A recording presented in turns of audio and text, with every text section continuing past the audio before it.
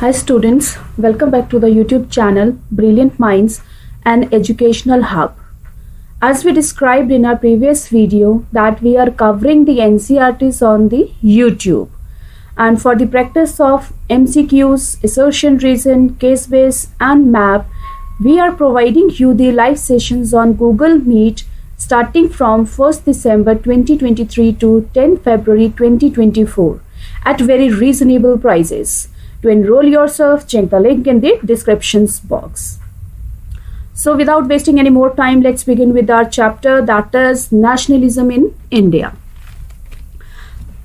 Let's begin. As you have seen, modern nationalism in Europe came to associated with the formation of nation states. So what it means? So यहाँ पे ये कहा गया है जो Europe में modern nationalism शुरू हुआ था, मॉडर्न नेशनलिज्म शुरू होने के साथ साथ यहाँ पे बहुत सारे आपके नेशन स्टेट्स का फॉर्मेशन हुआ. So what is the nationalism? अब exactly what do you mean by nationalism? Nationalism का मतलब क्या हुआ? नेशनलिज्म मीन्स जब हमारे अंदर अपने देश के प्रति कुछ फीलिंग्स आनी शुरू हो जाती हैं that we need to live in a united nation. Okay, so it also meant a change in people's understanding of who they are. अब यहाँ पे लोगों को समझ आना शुरू हो जाता है कि वो कौन है and what define their identity. ऐसी कौन सी चीज़ें हैं जिनसे उनकी आइडेंटिटी है, और and sense of belonging, किस तरह से उनकी belongings हैं. New symbols and icons, new songs and ideas forged new links and redefine the boundaries of communities. So basically if we talk about the Europe, तो वहाँ पे कुछ आपके new symbols, कुछ new icons, कुछ songs, कुछ ideas. So ये कुछ आपके methods थे, ये कुछ ऐसे methods थे जिसकी वजह से हम कह सकते हैं कि लोगों के अंदर एक nationalism की feelings आनी शुरू हो गई and redefine the boundaries of communities. और as we all know that अलग अलग कम्युनिटीज रिसाइड करती हैं एक नेशन में. सो इन सिंबल्स के जरिए इन कम्युनिटीज की बाउंड्रीज को दोबारा रिडिफाइन किया गया. In most countries the making of new national identity was a long process. बहुत सारे देशों में नेशनल आइडेंटिटी को क्रिएट करना या उसे बनाना ये एक लंबा प्रोसेस रहा है. How did this conscious emerge in India? So India में ये वाली फीलिंग्स कैसे इमर्ज हुई, कैसे लोगों के अंदर नेशनलिज्म्स की फीलिंग्स इंसर्ट होना शुरू हुई, कैसे लोग कॉन्शियस हुए कि हमें अपने देश में नेशनलिज्म की फीलिंग्स को रीजनरेट करना है या जनरेट करना है. आई होप इतना आप लोगों को समझ में आ गया होगा. In case if you have any doubts comment में in the comment box. Let's move forward. In India, as in many other colonies, India और दूसरी कॉलोनीज में जो आपका मॉडर्न नेशनलिज्म का ग्रोथ था is intimately connected to the anti national movement. So modern nationalism की if I talk about the modern nationalism, तो कहीं पे भी चाहे वो आप देख लीजिए वियतनाम की बात करें हम लोग, जहाँ पे ऑलरेडी हमारी कॉलोनीज बनी हुई थी, और भी भूटान की बात आप करें तो बहुत सारे ऐसे नेशंस थे जहाँ पे colonialism is on the rise part, वो राइज कर रहा था. लेकिन if I talk about the India, तो इंडिया में जब नेशनलिज्म की आपकी फीलिंग्स आनी शुरू हुई थी तो इसके साथ साथ हम लोगों ने एंटी कॉलोनियल मूवमेंट शुरू किए थे. देन अगर मैं इसकी बात करूं, आपका एक एग्जांपल है 1857 का फर्स्ट वॉर ऑफ इंडिपेंडेंस जिसे कहा जाता है, जिसमें क्या कहा था, जिसमें बहुत सारे आपके जो सिपॉयज थे उन्होंने anti national anti colonial movement शुरू किए थे.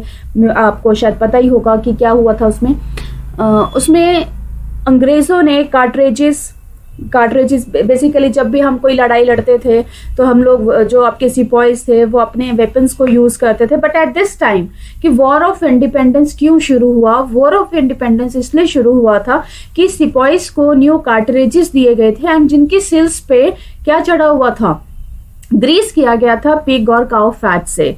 तो जैसे सिपॉयज को पता चलता है कि यार यहाँ पे तो अब क्या हुआ है, यहाँ पे जो कॉलोनियलिज्म है, जो ब्रिटिशर्स हैं वो हमें डिसीव कर रहे हैं एंड हमें वो कार्ट्रिजेस दे रहे हैं एंड इन कार्ट्रिजेस को यूज करने से हमारा जो धर्म है वो भ्रष्ट हो जाएगा, है ना।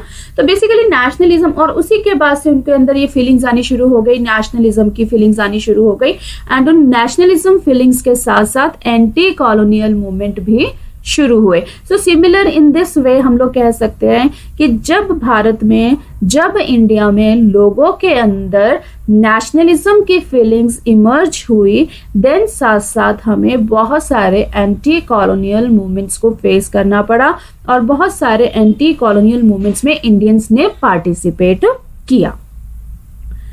Okay, now next is people begin discovering their unity in the process of their struggle with colonialism. अब लोगों ने क्या पाया? लोगों ने ये पाया कि अगर हमें कॉलोनियलिज्म मतलब अंग्रेजों के खिलाफ अगर हमें संघर्ष करना है, सो हमें क्या करना होगा? हमें एक यूनिटी फॉर्म करनी होगी, चाहे हम हिंदू हैं, मुस्लिम्स हैं, सिख हैं, क्रिश्चियंस हैं, हु वी आर, हम क्या हैं? हम लोग कुछ नहीं है, हम लोग धर्म को भूलकर हमें एक यूनिटी में आना होगा। उस यूनिटी में आने से क्या होगा? हम लोग एक संघर्ष करेंगे अंग्रेजों के खिलाफ। So the sense of being oppressed under colonialism provided a shared bond that tied many different groups together. अब क्या हुआ? जो लोग अंग्रेजों से तंग थे, ऑप्रेस्ड मीन्स जो लोग परेशान थे, आपके अंग्रेजों से बहुत ज्यादा परेशान थे, चाहे आप मान लीजिए आपके फार्मर्स, पीजेंट्स थे, क्राफ्ट्स पर्सन थे, आर्टिशियंस थे, इंडस्ट्रियलिस्ट थे, all are fed up with the colonialisms, all are fed up with the Britishers. So ये सभी लोग इकट्ठे होते हैं, they provided a shared bond and tied many different groups, और अलग अलग ग्रुप्स को ये फॉर्म करते हैं। But each class and group felt the effect of colonialism differently. लेकिन यहाँ पे देखिए क्या है, मैंने अभी क्या बोला, पीजेंट्स हैं, आर्टिशियंस हैं, क्राफ्ट्स पर्सन्स हैं, इंडस्ट्रियलिस्ट हैं and many more.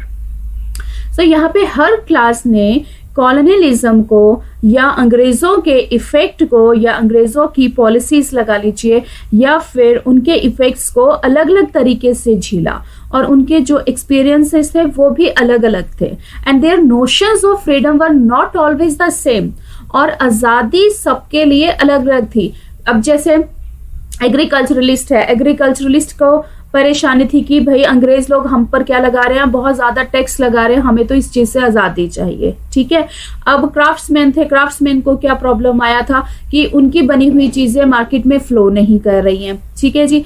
Raw material पहले इंडिया से लिया जाता था, देन उसके बाद ब्रिटेन से ही यहाँ पे मैन्युफैक्चर चीजें आने लग गई हैं, जिसकी वजह से उनके जो क्राफ्ट्स पर्सन्स हैं या हैंडीक्राफ्ट्स हैं उनकी चीजों के दाम कम हो गए हैं and they are not surviving in a good manner. Okay, same way in the industrialist. So आजादी, सबको अपने अपने ढंग से आजादी चाहिए थी। आजादी का मतलब उनके लिए ये नहीं था, अभी इस टाइम पे ये नहीं था कि हम लोग यहाँ पर आजादी अंग्रेजों को यहाँ से भेज कर लेंगे, नहीं।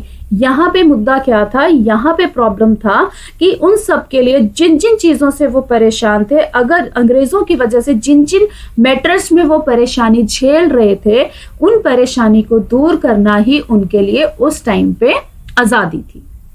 इतना समझ आ गया होगा आप लोगों को। इन case if you have any doubts, so please आप साथ के साथ अपने डाउट्स कमेंट बॉक्स में डालते रहिए।